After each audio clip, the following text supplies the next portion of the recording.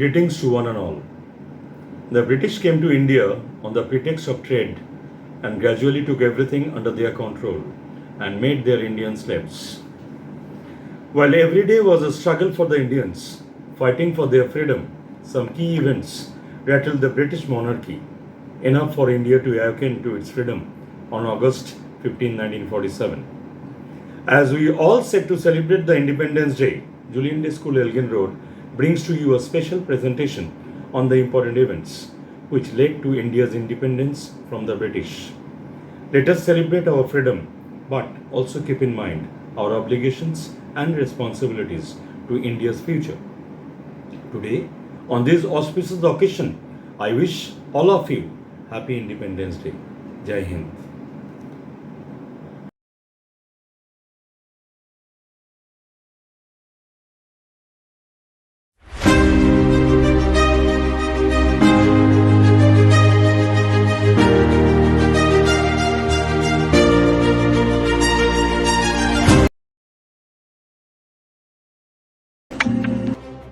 The East India Company was initially created in the year 1600 to serve as a trading body for English merchants, specifically to participate in the East Indian spice trade. British got their trading rights when Sir Thomas Roe visited Jahangir's court. Jahangir gave the English East India Company the permission to set up factories at Surat and Broch. The Battle of Plassey was fought in northeastern India on 23rd June 1757.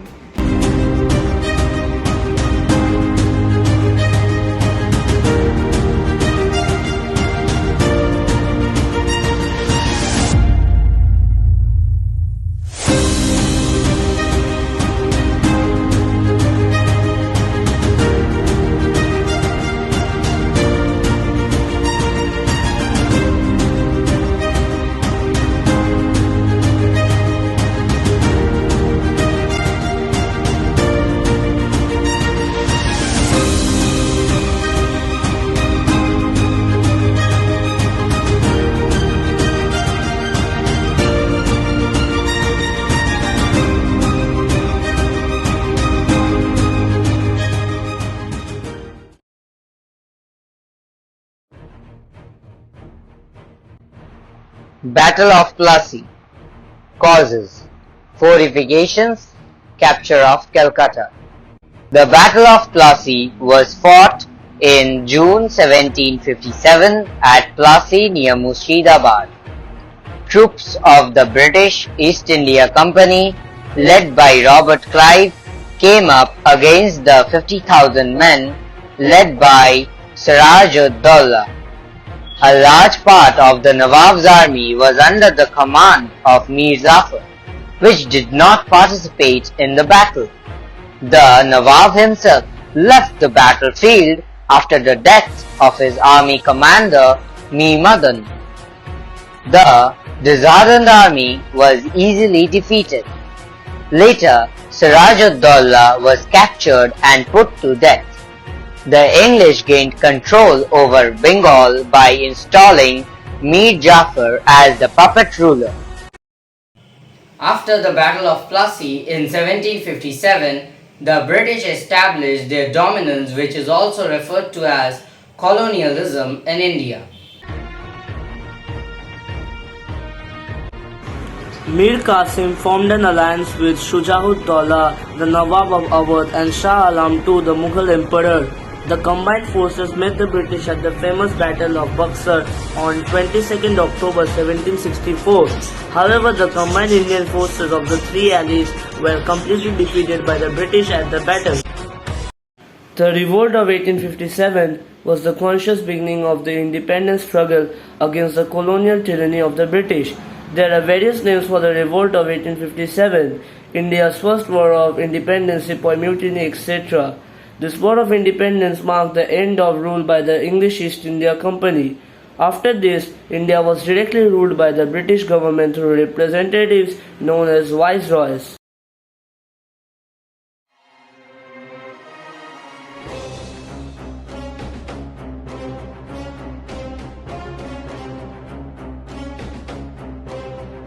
The political causes of the revolt of 1857 was the policy of doctrine of lapse, and some of the economic causes were heavy taxation, evictions, discriminatory tariff policy against Indian products, and destruction of traditional handicrafts that hit peasants, artisans, and small zamindars.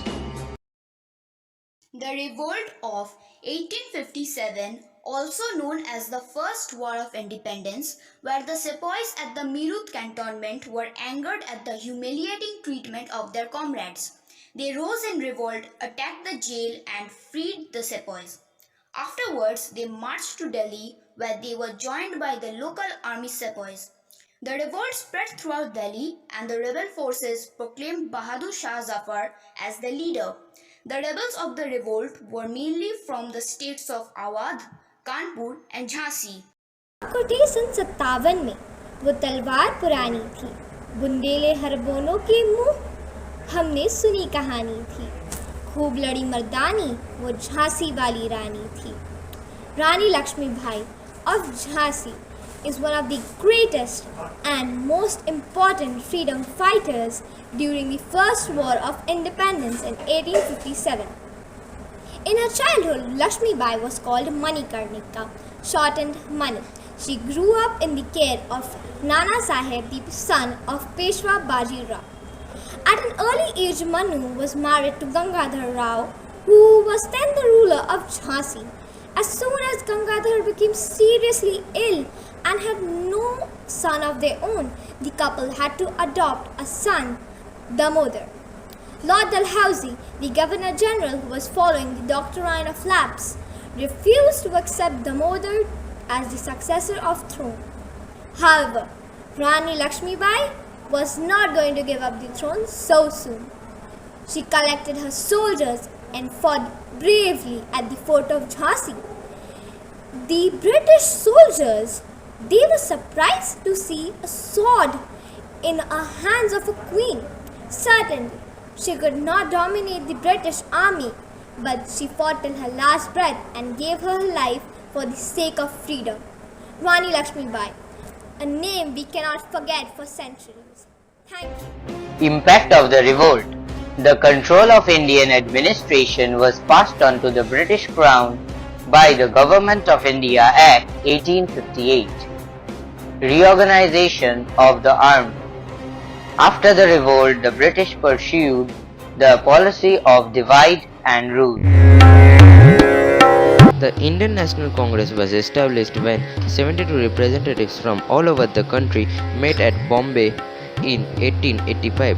Retired British Indian Civil Service officer Alan Octavian Hume founded the Indian National Congress in order to form a platform for civil and political dialogue among educated Indians. The first session was attended by 72 delegates from all the Indian provinces. There were 54 Hindus, 2 Muslims, and the rest were Jain and Parsi members. The president of the first session was Vomesh Chandra Banerjee.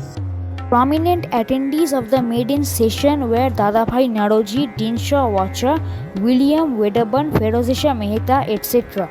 In its early years, the Indian National Congress was a moderate organization and limited its means to constitutional methods and dialogue. Its demands were limited to including more Indians in the civil service and the armed forces. It never talked of independence. After a few years, the party became more radical in its demands and approach. By 1905, there was a clear rift in the party, which was now divided between old moderates and the newer group, the extremists, who were so called because of their radical methodologies. The 1905 partition of Bengal saw the party transforming into a mass movement. The All India Muslim League AIML was a political party established in Dhaka in 1906 when some well-known Muslim politicians met the Viceroy of British India, Lord Mendo, with the goal of securing Muslim interests on the Indian subcontinent. Lucknow Pact was signed in December 1916. It was an agreement made by the Indian National Congress headed by Maratha leader Bal Gangadhar Tilak and the All India Muslim League led by Muhammad Ali Jinnah. It was adopted by the Congress at its Lucknow session on December 29 and by the League on December 31, 1916. The meeting at Lucknow marked the reunion of the moderate and radical wings of the Congress. To comprehend the significance of the non-cooperation movement that commenced on August 1, 1920, we must delve into the prevailing circumstances in India from 1918 to 1920. The conclusion of World War I marked a pivotal moment when the British government announced its intention to depose the Caliph, the head of the Islamic world, and the Sultan of the Ottoman Empire, Muhammad VI. This decision deeply angered the Muslim community in India, leading to the formulation of the Khilafat Manifesto. This manifesto called upon the British to safeguard the Caliph's position, but the British declined this request, catalyzing the Muslim community and prompting them to unite and launch the Khilafat movement on October 17, 1919. However, the Khilafat movement was not the sole cause of discontent among the Indian population. Both Hindus and Muslims alike had grown increasingly frustrated with British rule. The enactment of the Rowlatt Act on March 18, 1919 further exacerbated the situation. This legislation granted the British authorities sweeping powers to suppress dissent or discontent, even the mildest forms of criticism. The Jallianwala Bagh massacre on 13 April 1919, where British forces callously opened fire on a peaceful gathering in Amritsar, left an indelible mark on the collective consciousness of Indian.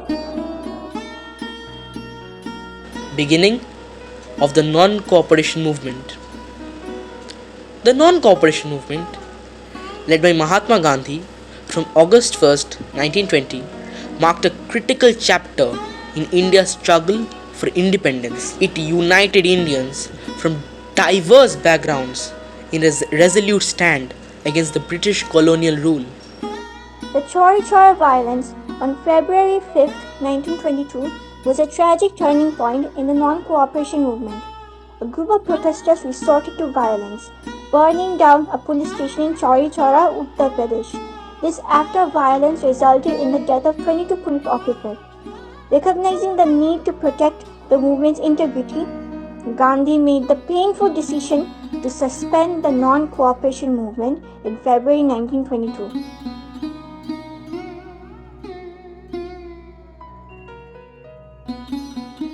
The civil disobedience movement in India was a momentous chapter in the relentless pursuit of independence from British rule.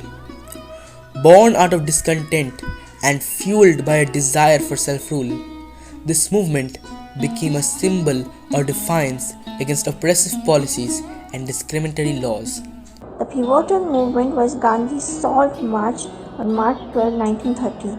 This audacity of non-violent civil disobedience captured the nation's imagination, inspiring millions to rise against the British monopoly and join the movement through protests, strikes, and boycotts.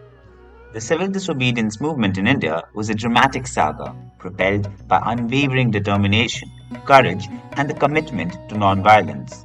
From its inception through the tumultuous journey to its temporary end, this movement left an indelible mark on Indian freedom struggle.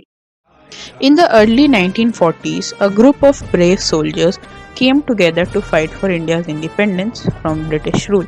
This group was known as the Indian National Army or INA. Under Bose's leadership, INA sought to drive the British out of India by force.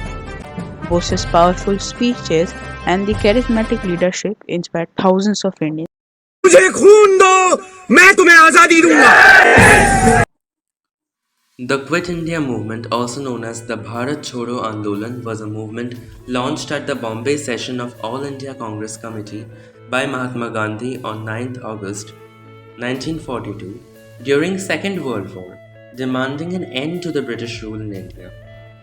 After the British failed to secure Indian support for the British war effort with Cripps Mission, Gandhi made a call to do or die in his Quit India movement, delivered in Bombay on 9th August 1942.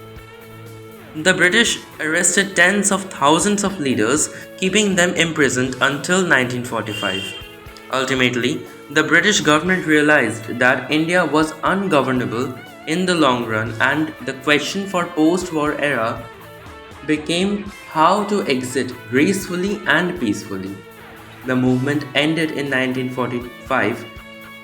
The legislature representatives of the Indian National Congress, the Muslim League, and the Sikh community came to an agreement with Lord Mountbatten on what has come to be known as the 3rd June Plan or Mountbatten Plan. This plan was the last plan for independence. Indian Independence Act 1947. This act created two new independent dominions, India and Pakistan. The act repealed the use of Emperor of India as a title for the British crown and ended all existing treaties with the princely states. The British rule over the princely states was terminated and they were given the choice to either remain independent or accede to India or Pakistan.